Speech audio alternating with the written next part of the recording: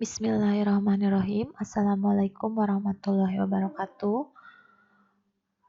Selamat pagi semuanya. Semoga kita selalu sehat dan dalam lindungan Allah Subhanahu wa Ta'ala. Sebelum kita memulai pembelajaran hari ini, mari kita berdoa menurut kepercayaan dan keyakinan masing-masing. Berdoa mulai. Berdoa selesai. Hari ini materinya adalah proses penerimaan dan pengeluaran uang atau kas. Nanti di sini akan saya tayangkan sebuah materi. Di situ akan dijelaskan mengenai pengertian dari penerimaan uang atau kas, pengertian dari pengeluaran uang atau kas, dan bagaimana proses penerimaan dan pengeluaran uang atau kas tersebut.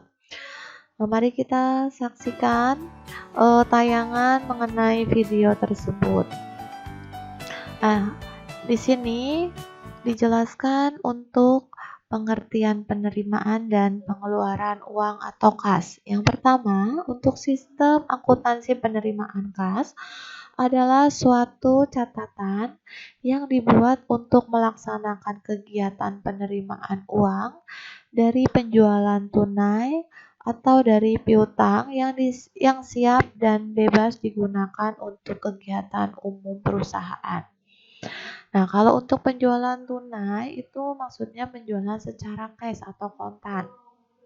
Nah, piutang ini, piutang yang sudah siap berarti pada waktu kita melakukan penjualan, sebenarnya penjualan tersebut dilakukan secara kredit. Nah, jika orang tersebut jika orang yang membeli barang tersebut adalah sudah siap untuk membayar, maka itu akan dinamakan piutang yang sudah siap. Dan nanti dari hasil penjualan tunai dan piutang tersebut, ini akan digunakan untuk kegiatan umum perusahaan. Yang kedua, sistem akuntansi pengeluaran kas adalah suatu catatan yang dibuat untuk melaksanakan kegiatan pengeluaran baik dengan cek maupun dengan uang tunai yang digunakan untuk kegiatan umum perusahaan. Jadi di sini bisa dalam bentuk cek, pengeluaran itu bisa dalam bentuk cek dan bisa dalam bentuk uang tunai.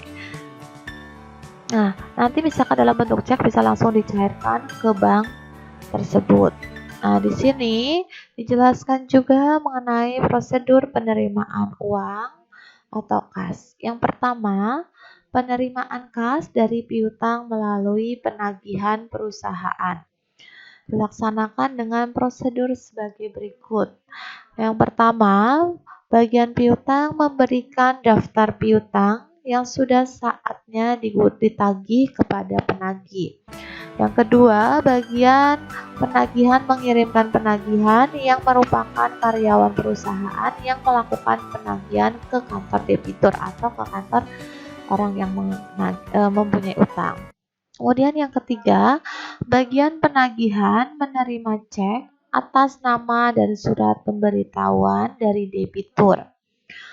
Yang keempat, bagian penagihan menyertakan cek ke bagian kasa. Yang kelima, bagian penagihan menyerahkan surat pemberitahuan kepada bagian piutang untuk kepentingan posting ke dalam kartu piutang. Yang keenam, bagian kasa mengirim kwitansi sebagai tanda penerimaan kas kepada debitur.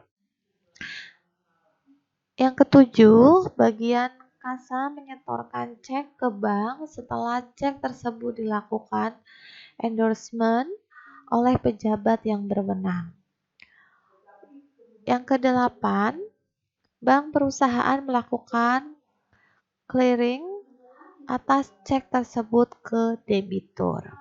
Nah, yang dimaksud dengan debitur di sini adalah orang yang meminjam atau misalkan membeli secara kredit produk ke perusahaan kita. Nah, untuk yang kedua, penerimaan kas dari piutang melalui pos dilaksanakan dengan prosedur sebagai berikut. Yang pertama, bagian pengiriman mengirim faktur penjualan kredit kepada debitur pada saat transaksi penjualan kredit terjadi. Yang kedua, debitur mengirim cek atas nama yang dilampirkan surat pemberitahuan melalui pos. Yang ketiga, bagian sekretariat menerima cek atas nama dan surat pemberitahuan dari debitur. Nah, di sini kebanyakan kita menggunakan cek dalam transaksinya, baik itu secara tunai maupun pada waktu pembayaran piutang. Yang keempat, bagian sekretariat menyerahkan cek kepada bagian kasa. Kelima, bagian sekretariat menyerahkan surat pemberitahuan kepada bagian piutang untuk kepentingan posting ke dalam kartu piutang. Yang keenam, bagian kasa mengirim kwitansi kepada debitur sebagai tanda terima pembayaran dari debitur.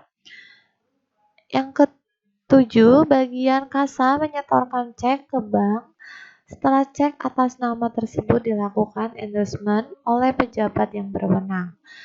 Yang kedelapan, bank perusahaan melakukan clearing atas cek tersebut ke debitur.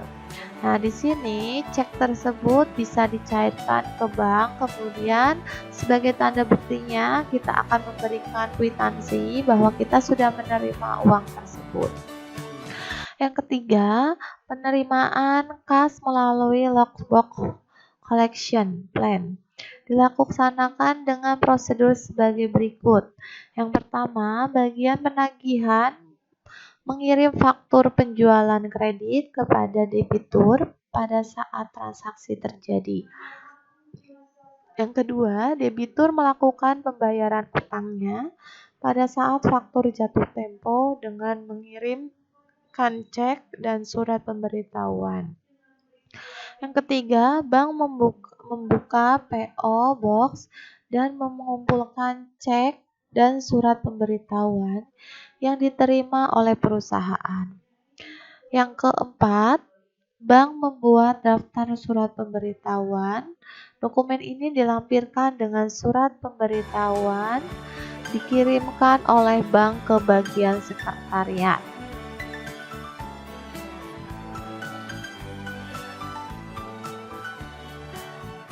Yang kelima, bank mengurus cek clearing.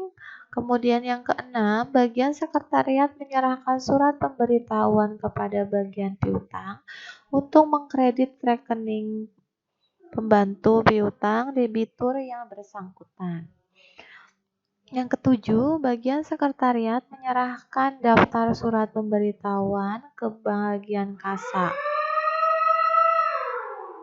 Yang kedelapan, bagian kasa menyerahkan daftar surat pemberitahuan kepada bagian jurnal untuk mencatat di dalam jurnal penerimaan kas. Prosedur penerimaan uang melibatkan beberapa bagian dalam perusahaan agar transaksi berjalan dengan baik. Kemudian di sini ada prosedur pengeluaran uang atau kas. Yang pertama, bagian supplier membuat faktur. Nah, supplier di sini adalah bagian penjual. Rangkap 2, lembar 1 dikirim ke bagian pembayaran dan lembar kedua disimpan sebagai arsip. Gunanya kita menyimpan sebagai arsip, jadi misalkan kita akan mengecek mana saja yang sudah jatuh tempo nilai fakturnya atau piutangnya, nanti kita akan bisa mengetahui dari arsip tersebut. Yang kedua, bagian pembayaran menerima faktur lembar 1 dari supplier. Berdasarkan faktur tersebut, bagian pembayaran membuat surat permintaan pengeluaran kas rangkap 2. Lembar 1 dikirim ke manajer dan lembar kedua disimpan sebagai arsip. Nah, lembar 1 dikirimkan ke manajer itu sebagai pemberitahuan bahwa kita akan mengeluarkan uang tersebut. Nah, jadi setiap dokumen kita harus mempunyai arsipnya karena kegunaan arsip adalah untuk memudahkan kita menemukan dokumen-dokumen yang akan kita butuhkan. Kemudian yang ketiga, manajer menerima SPPK lembar 1. Berdasarkan SPPK lembar 1 tersebut, manajer akan menyetujui SPPK dan mengirimkan SPPK yang telah disetujui ke bagian pemegang kas. Yang keempat, bagian pemegang kas menerima SPPK yang telah disetujui, kemudian bagian pemegang kas membuat bukti kas keluar atau BKK. Rangkap 3, 1 lembar beserta uang dikirim ke bagian pembayaran agar uang tersebut bisa dibayarkan langsung ke transaksi yang sudah kita lakukan. Kemudian untuk lembar yang kedua dikirim ke bagian akuntansi untuk dicatat bahwa kita sudah mengeluarkan uang untuk pembayaran sebuah transaksi. Dan lembar yang ketiga disimpan sebagai arsip.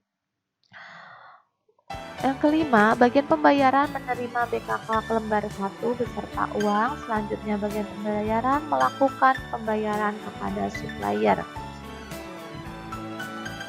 Yang keenam, supplier menerima pembayaran dari bagian pembayaran, kemudian supplier membuat surat pelunasan pembayaran. Rangkap 2, lembar 1 untuk bagian pembayaran dan lembar 2 disimpan sebagai arsip. Yang ketujuh, bagian pembayaran menerima SPP, selanjutnya membuat laporan pembayaran rangkap 2, lembar 1 dikirim ke bagian akuntansi dan lembar 2 disimpan sebagai arsip.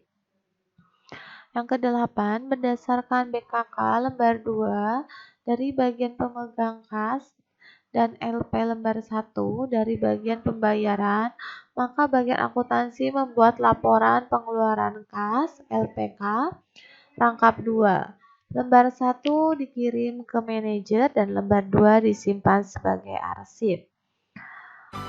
Nah, maaf, untuk supplier itu adalah orang yang memberikan barang-barang atau menyuplai barang-barang ke perusahaan kita. Nah, mungkin itu saja yang bisa saya sampaikan. Kurang lebihnya saya mohon maaf. Nanti kita bisa masuk ke sesi tanya jawab. Oke, terima kasih dan selamat pagi.